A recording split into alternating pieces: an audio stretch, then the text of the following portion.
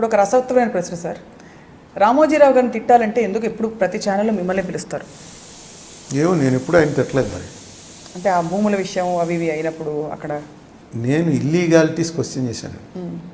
అదే చెప్తున్నాను మీకు, జగన్ దాంట్లో ఇల్లీగల్ లేదని ఎందుకు చెప్తున్నానంటే అక్కడ ఇల్లీగల్ ఉంది. ఆయన ఏమంటాడంటే రామోజీరావు గారు, నేను ఇమ్మోరల్గా ఏం చేశాను చెప్పండి, డబ్బు తీసుకున్నాను మళ్ళీ వెనక్కి ఇచ్చాను, చిట్ ఫండ్ కంపెనీ నడుపుతున్నాను, రూల్ ప్రకారం బ్యాంకులో పెట్టాలి, నేను పెట్టను, మీకెందుకు బాధ? అక్కడ తీసుకున్న వాడికి ఏ బాధ లేనప్పుడు నా చిట్ ఫండ్ కంపెనీలో చీటీ పడిన వాడికి లేని బాధ మీకెందుకండి బాధ? అలాగే మార్గదర్శి ఫైనాన్షియల్స్లో దాచుకున్న వాళ్ళకి వడ్డీతో సహా వెనక్కి ఇచ్చేసాను. అలా నేను అసలు ఆ టైప్ ఆఫ్ సిస్టమ్ రన్ చేయటమే నేరం. అరే అయితే వాళ్ళకి నాకు జరిగినప్పుడు మధ్యలో మీకెందుకు బాధ? అలాగే రామోజీ ఫిలిం సిటీ ఉంది, 1900 ఎకరాలు వాళ్ళు ఇమీడియట్గా సరెండర్ చేయాలి as per land ceiling act. ఆ ల్యాండ్ సీలింగ్ యాక్ట్ నాకు వర్తించదు అంటాడంట ఆయన. Only legalities. రామోజీరావు జనం అంత సొమ్ము తినేసాడని కానీ నేను ఎప్పుడు అనలే. అంత పీక్లో ఉన్నప్పుడు కూడా రామోజీరావు దగ్గర మేము కాంగ్రెస్ వాళ్ళం, ఆయన యాంటీ కాంగ్రెస్ అని తెలిసి కూడా మా ఫ్యామిలీ ఆయన దగ్గర డబ్బులు దాచుకోబట్టే గొడవ అంతా వచ్చింది. డబ్బులు కరెక్ట్గానే పే చేశాడుగా, నేను పే చేయలేదని ఎప్పుడు అనలేదుగా. ఇప్పుడు కూడా ఆయన ఆ మేనేజ్మెంట్ తెలుసు ఆయనకి. మీకు ఎవరికీ తెలియని రహస్యం ఏంటంటే ఆయన యాంటీ కాంగ్రెస్ అని అనుకుంటాం, కానీ కాంగ్రెస్లో ఆయనకున్నంత పలుకుబడి బీజేపీ టీడీపీలో లేదు. ఆయన డెవలప్మెంట్ అంతా కాంగ్రెస్సే. కాంగ్రెస్లో ఎవడో ఆయన మాట్లాడు, నేనే అన్నాను, అది కూడా రాజశేఖర రెడ్డి ఆ టైంలో సీఎంగా ఉన్నాడు కాబట్టి అనగలిగాం, కానీ ఇంకోళ్ళు ఎవరున్నా సరే అనే సమస్య లేదు. రాజశేఖర రెడ్డి గారు ఆ రోజున ఉన్నాడు కాబట్టి ఏదో ఆయన జయించాడు నా చేత అంటే 91లో మా అమ్మకి డబ్బులు ఇచ్చి నువ్వు వెయ్యమ్మా రామోజీరావు దాంట్లోనూ నేను 2005లోను మీ అబ్బాయి చేత కొట్టిస్తాను అని చెప్పాడా? నాకు అర్థం అవ్వలేదు. రాజశేఖర రెడ్డి చేయించడం ఏంటి? మా ఇంట్లో జరిగినటువంటి విషయం. డెఫినెట్గా నాకు అంత అవగాహన లేదు ఇలాంటి ఫైనాన్షియల్ మ్యాటర్స్లో. సీఎం ఆఫీస్ నేను వాడుకున్నాను. సీఎం ఆఫీస్ నుంచి ఎవడో ఫోన్ వెళ్ళింది అనుకోండి, రిటైర్డ్ ఇన్కమ్ ట్యాక్స్ చీఫ్కో కమిషనర్కో ఎవడికో, అరుణ్ కుమార్ అని ఎంపీ వస్తున్నాడండి, రాజశేఖర రెడ్డి గారు పంపించారు అనగానే ఆయన ఇంటర్వ్యూ ఇచ్చేవాడు. ఆయనకి చూపిస్తే ఏమండి ఇది నిజమా, ఇది క్రైమా అని అడిగితే అంటనే చెప్పేవాడు, పెద్ద క్రైమా బాబు ఇదని. నా వల్ల అయితే అవ్వపోయి ఉండేది, నేను సొంతంగా వెళ్తే వాళ్ళు ఇంటర్వ్యూ ఇవ్వకపోవచ్చు.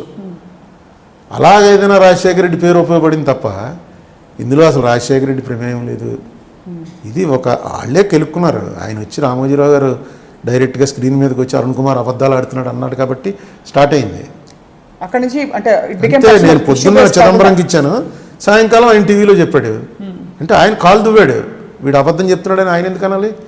లేకపోతే అది అలా పక్కన పడిపోయింది. చిదంబరం ఈయనకి హెల్ప్ చేస్తాడు. ఈయన ఎంత నేను ఇండియాలో సింగిల్ ఇండివిజువల్ ఇంత పవర్ఫుల్ ఇంకెవడలేడు. రామోజీరావు అంత పవర్ఫుల్ సింగిల్ ఇండివిజువల్. నాకు ఒకే రోజు సోమనాథ్ చటర్జీ పిలిచి చెప్పాడు, why are you after that old man అని. అద్వానీ ఏమో పిలిచి ఏంటది అతను ఎందుకు పట్టుకున్నాం, ఒకే రోజు. నేను సార్ స్టన్ అయిపోయాను. మా కాంగ్రెస్ వాళ్ళు అయితే అలాగనే చెప్పింది అంటలేదు. వాళ్ళు సిపిఎం బీజేపీ అసలు మొహమ్మోహన్ చూసుకున్నటువంటి రెండు పార్టీల వాళ్ళకి రామోజీరావు కావాల్సిన వాడు. కాంగ్రెస్ పార్టీ మీద రోజు తిడుతూ ఉంటాడు ఆయన, అయినా సరే వీళ్ళకి కూడా కావాల్సిన వాడు. ఇంకా నేను ఎంతవాడిని, బట్ స్టిల్ ఇంకా ఉన్నాయి హైకోర్టులో నడుస్తుంది. ఎందుకంటే అది చట్టవిరుద్ధంగా చేశాడు, ఆయనకి తెలుసు అది. ఇప్పుడు ఏదో గవర్నమెంట్ ఉంది కాబట్టి కొట్టించేసుకోమని చెప్పి కూడా మొన్న వాళ్ళ ప్లేటర్కి చెప్పాను నేను.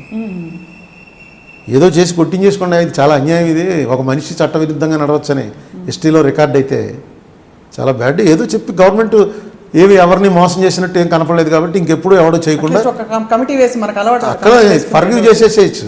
ఎందుకంటే ఏమి ఇతను డబ్బు ఎవరికి ఎగ్గొట్టిన కంప్లైంట్ లేవు, ఇక ముందు చేయకండి, బెటర్ టు క్లోజ్ ఇట్ అంటారు. క్లోజ్ అయితే మంచిది, లేకపోతే హిస్టరీలో రికార్డ్ అయిపోతుంది. Directly violated the loss.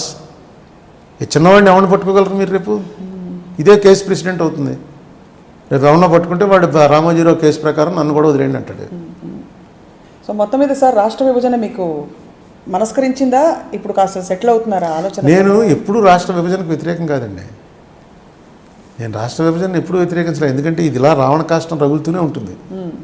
చిన్నప్పటి నుంచి చూస్తున్నాం మనం. తెలంగాణ వాళ్ళకు పెద్ద ఫీలింగ్ ఏంటంటే ఆంధ్ర వాళ్ళు మమ్మల్ని ఎక్స్ప్లాయిట్ చేస్తున్నారని. ఆంధ్ర వాళ్ళు దాన్ని కాపాడడానికి ఏం ప్రయత్నం చేయలేదు. అంటే కాదు ఇదేం లేదు, చెప్పారు కదా సార్, పదే పదే డిబేట్స్లో చెప్పేవాళ్ళు, టీవీ ఛానల్స్లో అక్కడ ఇక్కడ. ఏం చెప్తారు, ఏం చెప్పినా తెలంగాణ అలా బతికుంచే ఉంది 55 నుంచి. ఆ ఫీలింగ్ అలా బతికించి ఉంచారు.